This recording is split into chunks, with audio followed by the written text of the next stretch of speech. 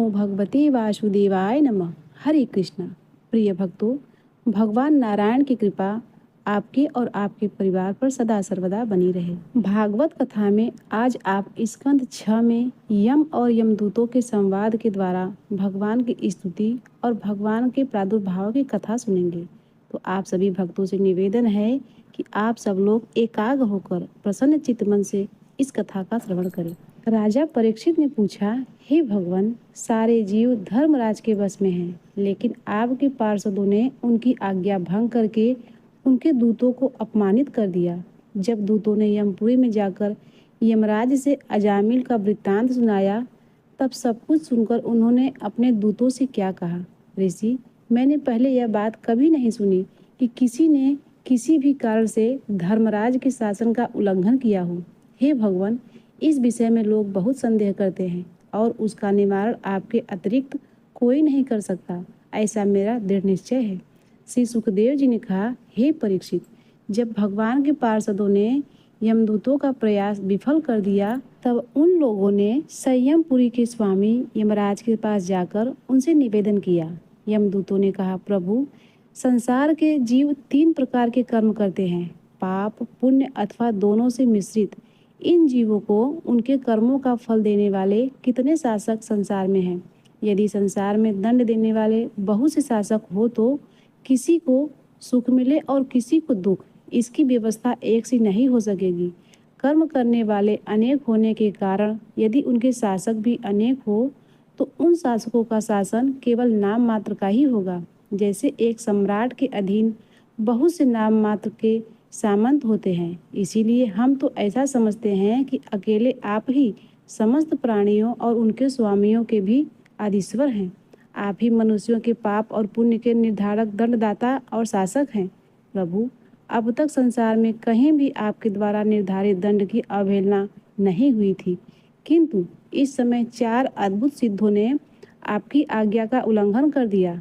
प्रभु, आपकी आज्ञा से हम लोग एक पापी को यातना गृह की ओर ले जा रहे थे, परंतु उन्होंने बलपूर्वक आपके फंदे काटकर उसे छुड़ा दिया। हम आपसे उसका रहस्य जानना चाहते हैं। यदि आप हमें सुनने का अधिकारी समझे तो कहें। प्रभु, बड़े ही आश्चर्य की बात हुई है कि इधर तो अजामिल के मुख से नारायण यह शब्द निकला और उधर वे डरो मत कहते हुए झटपट वहां आ पहुंचे। श्री सुखदेव जी कहते हैं, जब दूतों ने इस प्रकार प्रश्न किया, तब देव शिरोमणि प्रजा के शासक भगवान यमराज ने प्रसन्न होकर श्री हरि के चरण कमलों का स्मरण करते हुए उनसे कहा। यमराज ने कहा, दूतों, मेरे अतिरिक्त एक और ही चराचर जगत के स्वामी हैं। उन्हीं में यह संपूर्ण जगत सूत में वस्त्र के समान ओतप्रोत है। उन्हीं के अंश ब्रह्मा, विष्णु और शंकर इस जगत की उत्पत्ति, स्थिति और प्रलय करते हैं। उन्होंने ही इस सारे जगत को नथे हुए बैल के समान अपने अधीन कर रखा है। मेरे प्रिय दूतों, जैसे किसान अपने बैलों को पहले छोटी छोटी रस्सियों से बांधकर फिर उन रस्सियों को एक बड़ी आदि रस्सी में बांध देते हैं, वैसे ही जगदीश्वर भगवान ने भी ब्राह्मण आदि वर्ण और ब्रह्मचर्य आदि आश्रम रूप छोटी छोटी नाम की रस्सियों में बांधकर फिर सब नामों को वेदवाणी रूप बड़ी रस्सी में बांध रखा है। इस प्रकार सारे जीव नाम और कर्म रूप बंधन में बंधे हुए हैं। भयभीत होकर उन्हें ही अपना सर्वस्व भेंट कर रहे हैं। हे दूतों, मैं इंद्र, निरिति, वरुण, आदित्य, विश्व देवता, 8 वसु, साध्य, 49 मरुदृढ़, सिद्ध, 11 रुद्र, रजोगुण एवं तमोगुण से रहित भृगु आदि प्रजापति और बड़े बड़े देवता सब के सब सत्य प्रधान होने पर भी उनकी माया के अधीन है तथा भगवान कब क्या किस रूप में करना चाहते हैं, इस बात को कोई नहीं जानता। तब दूसरों की तो बात ही क्या है। दूतों, जिस प्रकार घड़े आदि रूपवान पदार्थ अपने को प्रकाशित करने वाली नेत्र को नहीं देख सकते, वैसे ही अंतकरण में अपने साक्षी रूप से स्थित परमात्मा को कोई भी प्राणी इंद्रिय, मन, प्राण, हृदय या वाणी आदि किसी भी साधन के द्वारा नहीं जान सकता।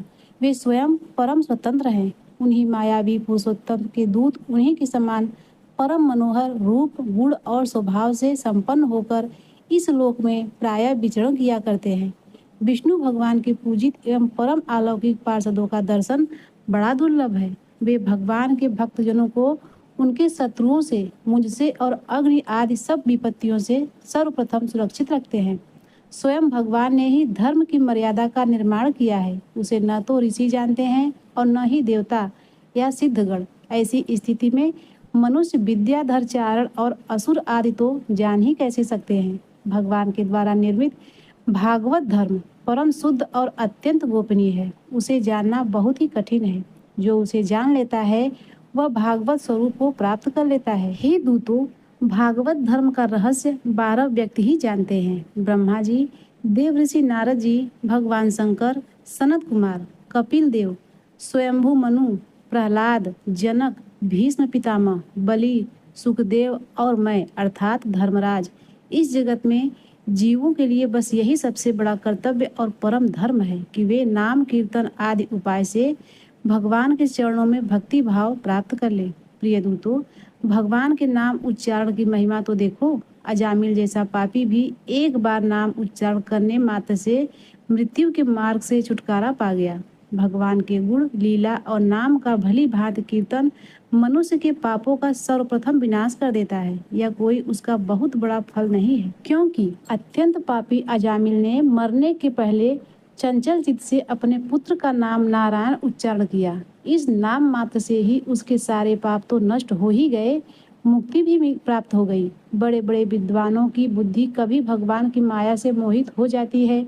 वे कर्मों के मीठे मीठे फलों का वर्णन करने वाली अर्थवाद रूपिणी वेदवाणी में ही मोहित हो जाते हैं और यज्ञ तथा बड़े बड़े कर्मों में ही संलग्न रहते हैं तथा इस सुगम अति सुगम भगवान नाम की महिमा को नहीं जानते। यह कितने खेद की बात है।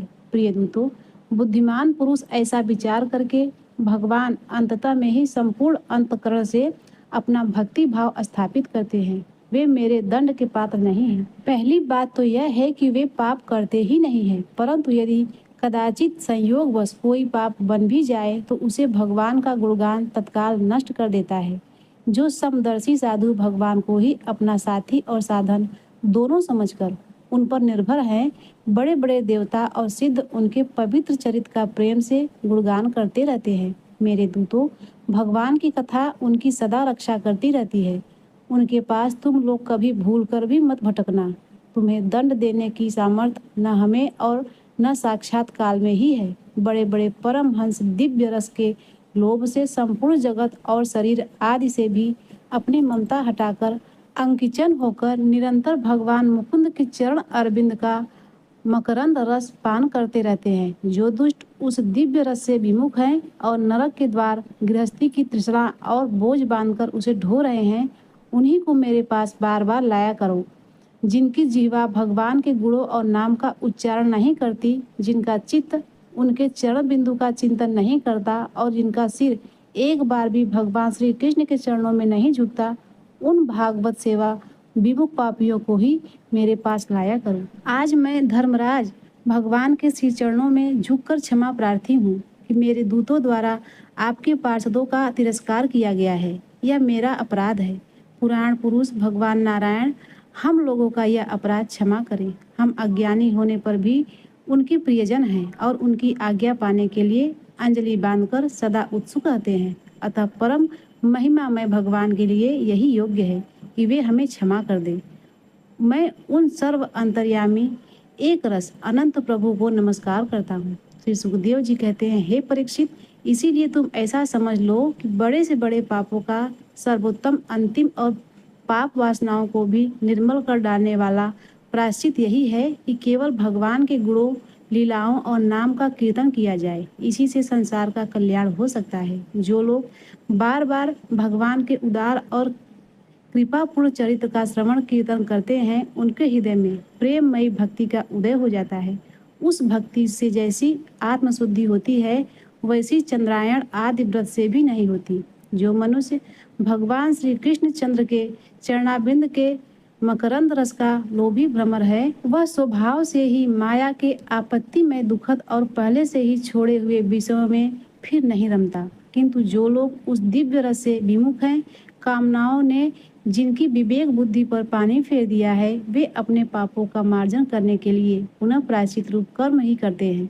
इससे होता यह है कि उनकी कर्मों की वासना मिटती नहीं और वे फिर वैसे ही दोष कर बैठते हैं। हे परीक्षित, जब यमदूतों ने अपने स्वामी धर्मराज के मुख से इस प्रकार भगवान की महिमा सुनी और उसका स्मरण किया, तब उनके आश्चर्य की सीमा नहीं रही। तभी से धर्मराज के भय से प्रायः करके अपनी नाश की आशंका से भगवान के आश्रित भक्तों के पास नहीं जाते, और तो क्या वे उनकी ओर आंख उठाकर देखते भी नहीं हैं। प्रिय परीक्षित, यह इतिहास परम गोपनीय अत्यंत रहस्यमय है। मलय पर्वत पर विराजमान भगवान अगस्त जी ने श्री हरि की पूजा करते समय मुझे यह सुनाया था। राजा परीक्षित ने पूछा, हे भगवान, आपने संक्षेप में तीसरे स्कंद में इस बात का वर्णन किया है। स्वयंभू मनवंतर में देवता, असुर, मनुष्य, सर्प और पशु पक्षी आदि की सृष्टि कैसे हुई? अब मैं इसी का विस्तार जानना चाहता हूँ। प्रकृति आदि के भी परम कारण भगवान अपनी जिस शक्ति से जिस प्रकार इस विश्व की सृष्टि करते हैं, उसे जानने की मेरी बड़ी इच्छा है। शौनक आदि ऋषियों, परम योगी व्यास नंदन श्री सुखदेव जी ने राजा परीक्षित का यह सुंदर प्रश्न सुनकर उनका अभिनंदन किया और इस प्रकार कहा। श्री सुखदेव जी ने कहा, राजा प्राचीन हर के 10 लड़के, जिनका नाम प्रचेतस था, जब समुद्र से बाहर निकले तब उन्होंने देखा कि हमारे पिता के निवृत्त प्राण हो जाने से सारी पृथ्वी पेड़ों से घिर गई है। उन्हें वृक्षों पर बड़ा क्रोध आया। उनके तपोबल ने तो मानो क्रोध की आग में आहुति ही डाल दी हो।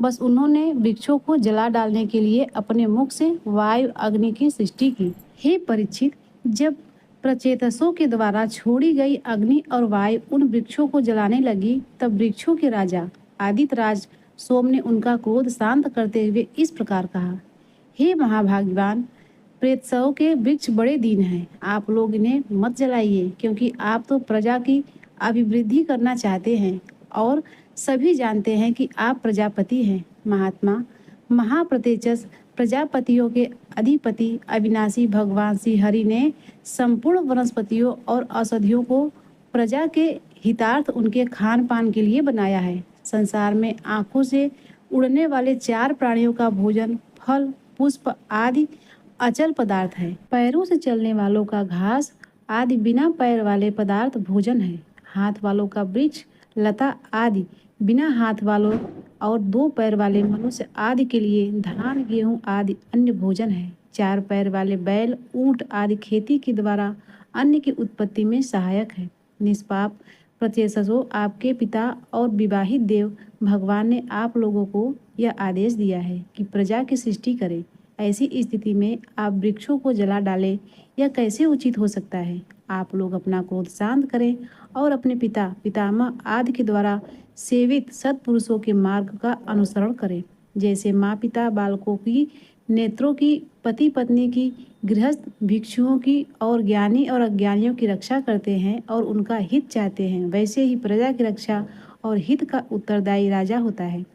प्रचेतसो, समस्त प्राणियों के हृदय में सर्वशक्तिमान भगवान आत्मा के रूप में विराजमान है। इसीलिए आप लोग सभी को भगवान का निवास स्थान समझें। यदि आप ऐसा करेंगे तो भगवान को प्रसन्न कर लेंगे। जो पुरुष हृदय के उबलते हुए भयंकर क्रोध को आत्मविचार के द्वारा शरीर में ही शांत कर लेता है, बाहर नहीं निकलने देता, वह काल चक्र से तीनों गुणों पर विजय प्राप्त कर लेता है। अब आप इन वृक्षों की रक्षा कीजिए, इससे आपका भी कल्याण होगा। इन वृक्षों ने एक श्रेष्ठ कन्या का पालन किया है, इसे आप लोग पत्नी के रूप में स्वीकार कीजिए। हे परीक्षित, वनस्पतियों के राजा चंद्रमणि ने प्रचेतसों को इस प्रकार समझा बुझाकर उन्हें ब्रह्मलोक की अप्सराओं की सुंदरी कन्या दे दी और वे वहां से चले गए। प्रचेतसों ने धर्मानुसार उसका पाणी ग्रहण किया। उन्हीं प्रत्येचसों के द्वारा उस कन्या के गर्भ से प्रत्येचस दक्ष की उत्पत्ति हुई। फिर दक्ष की प्रजा सृष्टि से तीनों लोक भर गई। इनका अपनी पुत्री पर बड़ा प्रेम था। इन्होंने जिस प्रकार अपने संकल्प और वीर से विविध प्राणियों की सृष्टि की, वह मैं सुनाता हूँ, तुम सावधान होकर सुनो। हे परीक्षित, पहले प्रजापति दक्ष ने जल, थल और आकाश में रहने वाले देवता, असुर एवं मनुष्य आदि की सृष्टि अपने संकल्प से की। जब उन्होंने देखा कि यह सृष्टि बड़ नहीं है, तब उन्होंने विद के निकटवर्ती पर्वतों पर जाकर बड़ी घोर तपस्या की। वहाँ एक अत्यंत श्रेष्ठ तीर्थ है, उसका नाम है अगमर्षण। वह सारे पापों को धो बहाता है। प्रजापति दक्ष उस तीर्थ में त्रिकाल स्नान करते और तपस्या के द्वारा भगवान की आराधना करते थे। प्रजापति दक्ष ने इंद्रियातीत भगवान ही हंस गुहा नामक स्रोत से स्तुति की थी। इसी से भगवान उन पर प्रसन्न हुए थे। मैं उन्हें वह स्तुति सुनाता हूँ, तुम ध्यान पूर्वक सुनो। दक्ष प्रजापति ने इस प्रकार स्तुति की, हे भगवान, आपकी अनुभूति, आपकी चित्त शक्ति अमोघ है। आप जीव और प्रकृति से परे, उनके नियंत और उन्हें सत्ता स्फूर्ति देने वाले हैं। जिन जीवों ने त्रिगुणमय सृष्टि को ही वास्तविक सत्य समझ रखा है, वे आपके स्वरूप का साक्षात्कार नहीं कर सके, क्योंकि आप तक किसी भी प्रमाण की पहुंच नहीं है। आपकी कोई अवधि, कोई सीमा नहीं है। आप स्वयं प्रकाश और परतपर हैं। मैं आपको नमस्कार करता हूँ। यद्यपि जीव और ईश्वर एक दूसरे के सखा हैं तथा इसी शरीर में इकट्ठे ही निवास करते हैं, परंतु जीव सर्वशक्तिमान आपके सच्चे भाव को नहीं जानता। ठीक वैसे ही जैसे रूप, रस, गंध आदि विषय अपने को प्रकाशित करने वाली नेत्र, घ्राण आदि इंद्रिय वृत्तियों को नहीं जानते, क्योंकि आप जीव और जगत के दृष्टा हैं, दृश्य नहीं। हे परमेश्वर, मैं आपके श्री चरणों में नमस्कार करता हूँ। देह, प्राण, इंद्रिय, अंतकरण की वृत्तियाँ, 5 महाभूत और उनकी तंत्र मात्राएं, ये सब जड़ होने के कारण अपने को और अपने से अतिरिक्त को भी नहीं जानते, परंतु जीव इन सब को, इनके कारण सत्व, रज और तम, इन तीनों गुणों को भी नहीं जानता, परंतु वह भी दृश्य है। अथवा हे स्वरूपमयी, मैं आपको नहीं जान सकता, क्योंकि आप ही सबके ज्ञाता और अंत हैं। हे परमात्मा, आप मुझ पर कृपा प्रसाद कीजिए। लोगों की उपासनाएं प्रायः साधारण कोटि की होती है, अतः आप सबके हृदय में रहकर उनकी भावना के अनुसार भिन्न भिन्न देवताओं के रूप में प्रतीत होते रहते हैं। ठीक वैसे ही जैसे हवा गंध का आश्रय लेकर सुगंधित प्रतीत होती है, परंतु वास्तव में सुगंधित नहीं होती, ऐसे सबकी भावनाओं का अनुसरण करने वाले प्रभु मेरी अभिलाषा पूर्ण करें। श्री सुखदेव जी कहते हैं, हे परीक्षित, विंध्याचल के अगमर्षण तीर्थ में जब प्रजापति दक्ष ने इस प्रकार स्तुति की, तब भक्त वत्सल भगवान उनके सामने प्रकट हुए। उस समय भगवान गरुड़ के कंधों पर चढ़ रखे हुए थे। विशाल एवं हष्ट पुष्ट 8 भुजाएं थी। उनमें चक्र, शंख, तलवार, ढाल, बाण, धनुष, पास और गदा धारण किए हुए थे। वर्षाकालीन मेघ के समान श्यामल शरीर पर पीताम्बर लहरा रहा था। मुखमंडल प्रफुल्लित था। नेत्रों से प्रसाद की वर्षा हो रही थी। घुटनों तक वनमाला लटक रही थी। वक्ष स्थल पर सुनहरी रेखा, श्रीवत्स चिन्ह और गले में कौत्सुभ मणि जगमगा रही थी। बहुमूल्य किरीट, कंगन, मकराकृत कुंडल, करधनी, अंगूठी, कड़े, नुपुर और बाजूबंद अपने अपने स्थान पर सुशोभित थे। त्रिभुवनपति भगवान ने त्रिलोक को विमोहित करने वाले रूप का धारण कर रखा था। नारद, नंद, सुनंदन आदि पार्षद उनके चरणों की ओर खड़े थे। इंद्र आदि देवेश्वर गण स्तुति कर रहे थे तथा सिद्ध, गंधर्व और चारण भगवान के गुणों का गान कर रहे थे। यह अत्यंत आश्चर्यमय और अलौकिक रूप देखकर दक्ष प्रजापति कुछ सहम गए। प्रजापति दक्ष ने आनंद से गदगद होकर भगवान के चरणों से साष्टांग प्रणाम किया। जैसे झरनों से जल से नदियां भर जाती हैं, वैसे ही परमानंद के उदय से उनकी एक एक इंद्रियां भर गई और आनंद में विह्वल हो जाने के कारण ही कुछ बोल नहीं सकी। हे परीक्षित, प्रजापति दक्ष अत्यंत नम्रता से झुककर भगवान के सामने खड़े हो गए। भगवान सबके हृदय की बात जानते ही हैं। उन्होंने दक्ष प्रजापति की भक्ति और प्रजा वृद्धि की कामना देखकर उनसे यूँ कहा। श्री भगवान ने कहा, हे परम भाग्यवान दक्ष, अब तुम्हारी तपस्या सफल हो गई, क्योंकि मुझ पर श्रद्धा करने से तुम्हारे हृदय में मेरे प्रति परम प्रेम भाव का उदय हो गया है। प्रजापति, तुमने इस विश्व की वृद्धि के लिए तपस्या की है, इसीलिए मैं तुम पर प्रसन्न हूँ, क्योंकि यह मेरी इच्छा है कि जगत के समस्त प्राणी अभिवृद्धि और समृद्ध हो। ब्रह्मा, शंकर, तुम्हारे जैसे प्रजापति, स्वयंभू आदि, मनु तथा इंद्र आदि देवेश्वर से ये सब मेरी विभूतियाँ हैं और सभी प्राणियों की अभिवृद्धि करने वाले हैं। ब्राह्मण तपस्या मेरा हृदय है, विद्या शरीर है, कर्म आकृति है, यज्ञ अंग है, धर्म मन है और देवता प्राण है।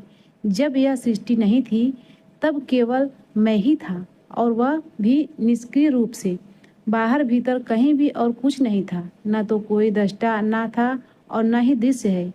मैं केवल ज्ञान स्वरूप और अव्यक्त था, ऐसा समझ लो, मानो सब और सुसुप्ति ही सुसुप्ति थी। प्रिय दक्ष, मैं अनंत गुणों का आधार एवं स्वयं अनंत हूँ। जब गुणमयी माया से शोभ से यह ब्रह्मांड शरीर प्रकट हुआ, तब मैंने उनसे शक्ति और चेतना का संचार किया।